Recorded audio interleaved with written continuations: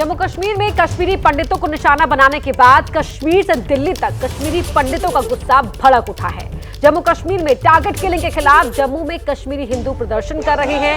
दिल्ली के जंतर मंतर पर कश्मीरी पंडित उपवास पर बैठे हैं। वादी में लगातार कश्मीरी पंडितों को निशाना बनाया जा रहा है, जिसके खिलाफ ये लोग प्रदर्शन करने के लिए उतरे हैं। तो टारगेट किलिंग पर यह गुस्सा भड़क उठा है। जम्मू कश्मीर से लेकर दिल्ली तक सड़कों पर उतरकर कश्मीरी पंडित यहां प्रदर्शन कर रहे हैं। गैर कश्मीरियों को जो चुन चुनकर वहां उनकी हत्या की जा रही है, उसके विरोध में ये प्रदर्शन देखने को मिल रहा है। दिल्ली के जंतर मंतर पर भी उपवास से बैठे हैं कश्मीरी पंडित और यहां पर प्रदर्शन किया जा रहा है। तस्वीरें टीवी स्क्रीन पर आप देख पा रहे हैं। टारगेट किलिंग को लेकर ये गुस्सा यहां देखने को मिल रहा है। एक बार फिर ये सवाल उठने लगा है कि क्या जम्मू कश्मीर में 1990 वाला दौर वापस लौट आया है, जहां बड़ी तादाद में घाटी से कश्मीरी पंडितों का पलायन देखने को मिल रहा है।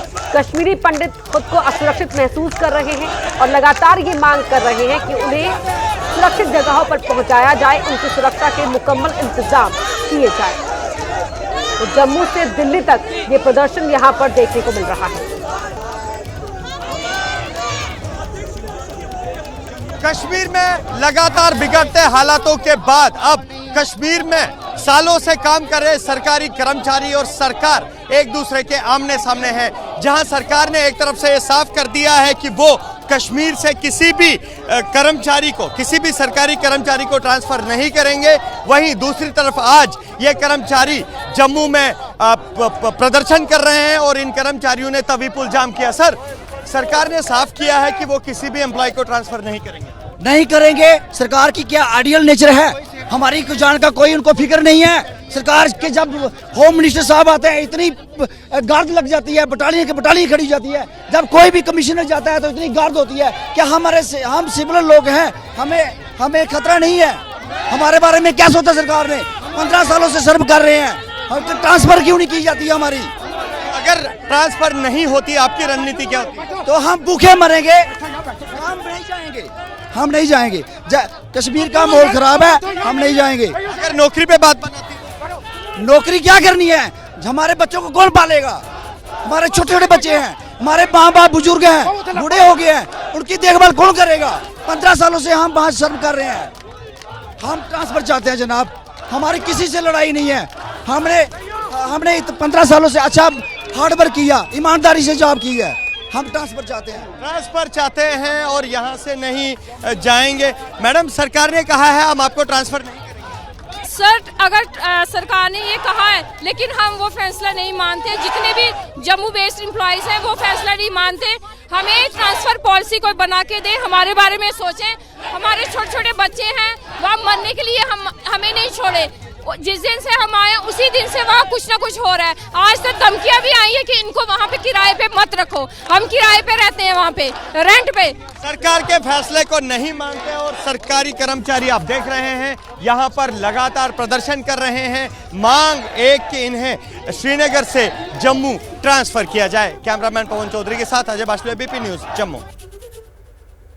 तो सुना आपने कि क्या प्रदर्शनकारियों की मांगे हैं। उनका कहना है कि जो वहां पर पिछले 15 सालों से रह रहे थे, कभी खुद को इतना असुरक्षित महसूस नहीं किया, लेकिन अब उन्हें अपनी जान की चिंता है, नौकरी की चिंता नहीं है। जो लोग हाल ही में गए थे, उनका कहना है कि लगातार धमकियां भी मिल रही हैं। वहां के लोगों को कहा जा रहा है कि इन कश्मीरी पंडितों को किराए पर मकान ना दिया जाए। तो ऐसे में उनके बच्चों का क्या होगा? उन्हें नौकरी की चिंता नहीं है, बस सरकार से एक ही मांग है कि उन्हें सुरक्षित जगहों पर पहुंचा दिया जाए और सरकार कोई अच्छी, बेहतर, इनके लिए बेहतर ट्रांसफर पॉलिसी लेकर आए। तो अल्पसंख्यकों के खिलाफ हुई हिंसा को लेकर कल जम्मू में प्रदर्शन भी हुआ था। जो लोग प्रदर्शन में शामिल थे और जो कश्मीर छोड़कर जम्मू आए थे, उनका कहना है कि घाटी में मुसलमानों ने तो मदद की, किराया कम लेते थे, लेकिन सरकार ने सुरक्षा नहीं दी। तो हम 15 सालों से सर्व किया, गवर्नमेंट ने हमें कितनी सुरक्षा दी थी? पहले हमें सुरक्षा दी थी गवर्नमेंट ने पहले। हमने 15 सालों में विदाउट सुरक्षा से हमने जॉब की। हमें उन लोगों ने अपने घरों में हमें जगह दी। कोई भी हिंदुओं का घर नहीं जो हमें एक कमरा दे दे। हम जब एक कमरा किराए पे लेने जाते थे ना, जो हिंदुओं की बिल्डिंग होती थी वो 8,000 रुपया मांगते थे। हमने उन मुसलमानों ने हमें कमरा दिया 1500 रुपए में, 1000 रुपए में, फिर हम 15-15 साल काट के नौकरी की वहाँ पे आराम से की।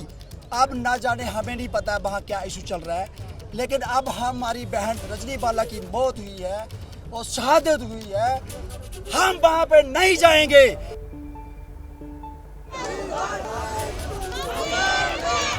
तो टीचर रजनी बाला की मौत के बाद जिस तरीके से उनकी हत्या हुई, उसके बाद से इन तमाम कर्मचारियों में रोष है।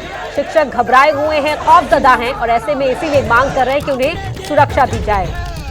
तो दिल्ली के जंतर मंतर पर कश्मीरी पंडितों का प्रदर्शन, बड़ी खबर इस वक्त की आपको बता रहे हैं। टारगेट किलिंग के खिलाफ दिल्ली में भी प्रदर्शन शुरू हो गया है। जम्मू में तो प्रोटेस्ट आपने देखा ही, अब दिल्ली में भी प्रदर्शन शुरू हो गया है।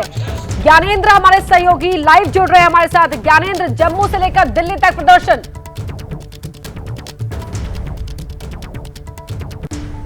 बिल्कुल, कश्मीरी पंडित सड़क पर हैं और अपनी नाराजगी जाहिर कर रहे हैं। 90 में पलायन हुआ था, मास पलायन हुआ था कश्मीर घाटी से। जम्मू से लेकर दिल्ली तक ये लोग बसे थे, लेकिन जो लोग रह गए वहां पर अब उन्हें निशाना बनाया जा रहा है और उनकी सुरक्षा के लिए और अपना दर्द जाहिर करने के लिए कश्मीरी पंडित जो है वो जम्मू से लेकर दिल्ली तक सड़क पर उतरे हुए हैं। जंतर मंतर की तस्वीर हम आपको दिखा रहे हैं, जहां कश्मीरी पंडितों का एक समूह उपवास पर बैठा है। क्या मैसेज है आप लोगों का और क्या मांग है? चाहता हूँ एबीपी वाले, मेरी बात सुनो, हमारी न्यूज़ को पूरी तरह से नहीं दिखाते हैं। सर, क्या संदेश है आपका? आप क्या कहना चाहते हैं? हम उपवास के माध्यम से ये सरकार को कहना चाहते हैं कि सरकार के बस में बहुत कुछ है, उनको वो सारी जो उनके पास व्यवस्थाएं अपने पास हैं उसको एक्सरसाइज करना चाहिए ताकि एक सिक्योर माहौल दिखे। ये रोज की टारगेटिंग किलिंग नहीं होनी चाहिए और उसके लिए जो सख्त से सख्त कदम उठाना चाहिए वो उनको उठाना चाहिए। क्या सीरियस आपको लग रही है सरकार और क्या आपको लगता है कि किसकी जवाबदेही है? नहीं, सीरियसनेस तो मैं कह रहा हूँ सीरियस सरकार है। जब आर्टिकल 370 के बाद कोई इंसिडेंट नहीं हुआ तो ऐसे टारगेटेड किलिंग्स को रोकने के लिए भी उनके पास मैकेनिज्म है, पर उसके लिए वो काम करें। हो सकता है वो कहीं कहीं ना संकोच हो के कोई नाराज हो जाएगा, कोई ह्यूमन राइट्स वाला खड़ा हो जाएगा, कोई ये हो, वो मुझे लगता है उसकी अभी चिंता कम करनी चाहिए। देश को बचाना है और वहाँ पे जो माइनॉरिटी के लोग रह रहे हैं उनको बचाना बहुत जरूरी है। जैसे हालात हैं, क्या कहेंगे, क्या 90 की यादें ताज़ा होती हैं जैसी घटनाएं हो रही हैं? जैसी घटनाएं रोज़ हो रही हैं वो त्रासदी तो है, वो हमेशा एक डिस्ट्रेस तो पैदा करती है। हम रोज़ देख रहे हैं कोई ना कोई हिंदू कश्मीर में मारा जाता है, कोई ना कोई राष्ट्रवादी मारा जाता है। ये चिंतन का विषय तो है, हमें भी चिंता है। 90 जैसे हालात तो नहीं हैं, लेकिन हालात बहुत अच्छे भी नहीं हैं और इसके बारे में सरकार चाहे केंद्र की हो चाहे वहाँ की स्टेट की हो, दोनों को इसके बारे में चिंतित होना चाहिए और इससे पहले कि हालात बेकाबू हो जाए, 90 वाले हालात हो जाए, उससे पहले इस चीज़ को कंट्रोल करना चाहिए। और हम समझते हैं कि जितनी वहाँ की सरकारें, चाहे केंद्र की है चाहे सत्तानी सरकार है, वो इतनी सक्षम है कि वो आज की डेट में इस सब को कंट्रोल कर सकती है। क्या कहना चाहेंगे आप? हम सिर्फ यही कहेंगे कि जो किलिंग हो रही है वो ख़त्म हो जाए। हम अपने भाई बहनों को मरते हुए नहीं देख सकते हैं। हमारे भाई बहन मरते हैं, हम लोगों को दुख होता है, इसलिए वहाँ पर हालात काबू में जल्द से जल्द कर सके तो कर ले, 90 के हालात नहीं बनाए। बस यही कहना है और कुछ कहना नहीं है। किसकी जिम्मेदारी? जिम्मेदारी तो सबकी है, चाहे वो सेंट्रल गवर्नमेंट हो स्टेट गवर्नमेंट हो, जिम्मेदारी तो सबकी है, चाहे वो अपोजिशन में हो चाहे वो रूलिंग पार्टी हो। मैं खाली एक रिक्वेस्ट करना चाहता हूँ सब पार्टियों से कि हमारी लाशों के ऊपर पॉलिटिक्स मत खेलिए। हमारी प्रेशियस जाने हैं वहाँ पे कश्मीर में, जो हमारे बच्चे हैं उनकी लाशों पे पॉलिटिक्स मत करिए। कर रहा है आपकी लाशों पर? सारे पॉलिटिक्स खेल रहे हैं, चाहे वो कोई भी हो।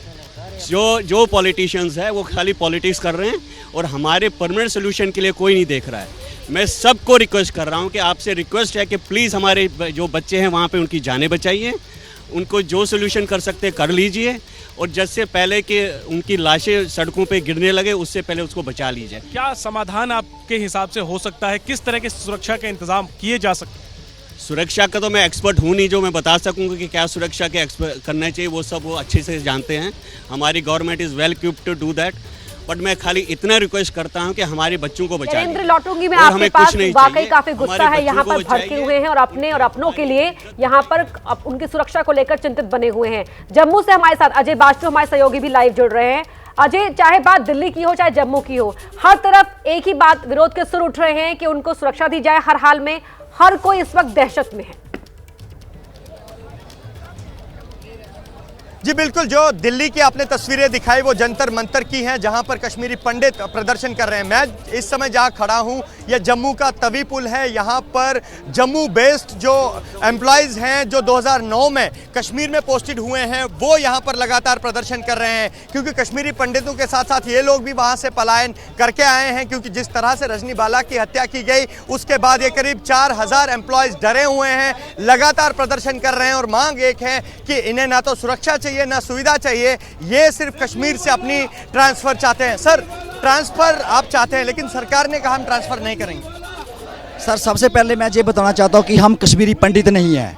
ये जितना भी ये सैलाब उमड़ा हुआ है ये सब रिजर्व कैटेगरी एम्प्लॉइज़ हैं, और ये रिजर्व कैटेगरी एम्प्लॉइज़ 2007 से 2009 से 2012 से 14 से लगातार 15-16 साल से काम करते आ रहे हैं। हम कभी भी सड़कों पर नहीं आए थे आज तक। हमने बहुत ईमानदारी से काम किया और अब सूरत हालात कश्मीर में ठीक नहीं है, तो इसलिए हम डरे हुए हैं। जैसे ही हमारी बहन रजनी बाला की डेथ होती है तो हम सब डर गए। पर सर, सरकार कह रही है हम आपको ट्रांसफर नहीं करेंगे, आपकी तो मांग ट्रांसफर की। सरकार हमारी अगर सरकार ये कहती है कि हम ट्रांसफर नहीं करेंगे तो हम सरकार को ये कहना चाहते हैं कि हम कश्मीर में नहीं जाएंगे जब तक हमारी वहाँ पे क्या सिविल क्लीन नहीं रुकती है।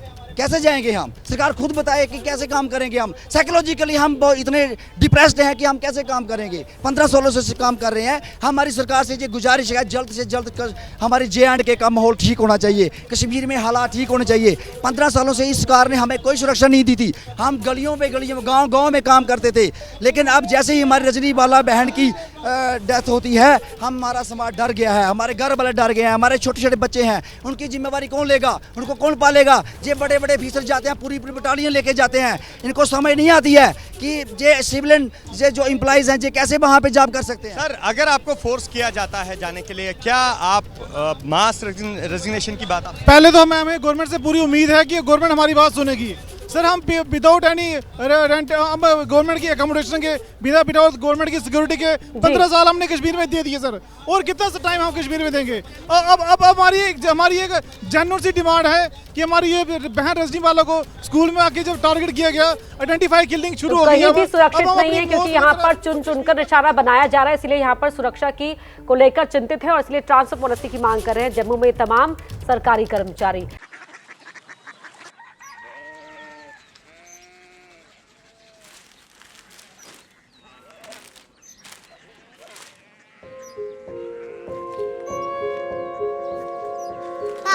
बाबा कोरिया सिटी जानिए ना।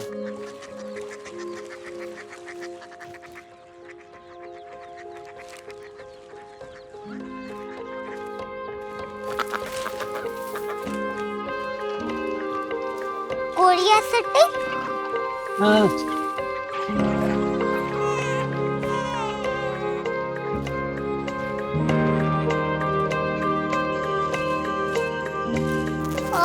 कोरिया सिटी कहाँ पे है? शहर अंग्रेजी लगे हैं।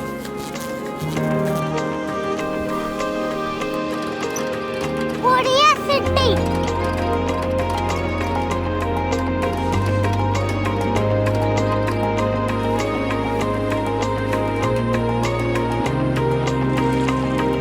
वो बहुत दूर है।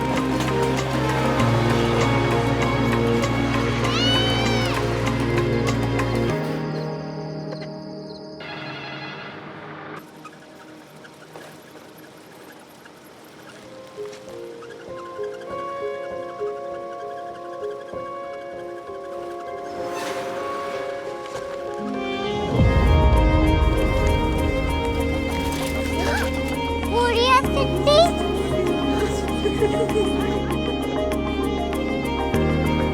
दुनिया कुछ लोग बड़े होते हैं। कोरिया सिटी कहाँ है? प्रोफेसर साहब को पता होगा। हो, ये छोटा वाला ग्लोब लगता है और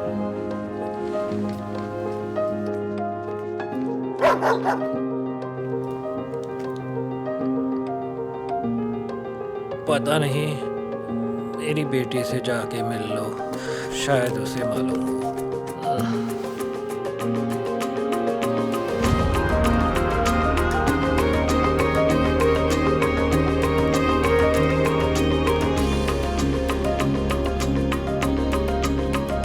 हाय, बाबा ने भेजा है। Come here. Curiosity. Korea city नहीं, क्यूरियोसिटी। वो क्या? That's what brought you here? जो तुम्हें यहाँ तक ले आया। क्यूरियोसिटी।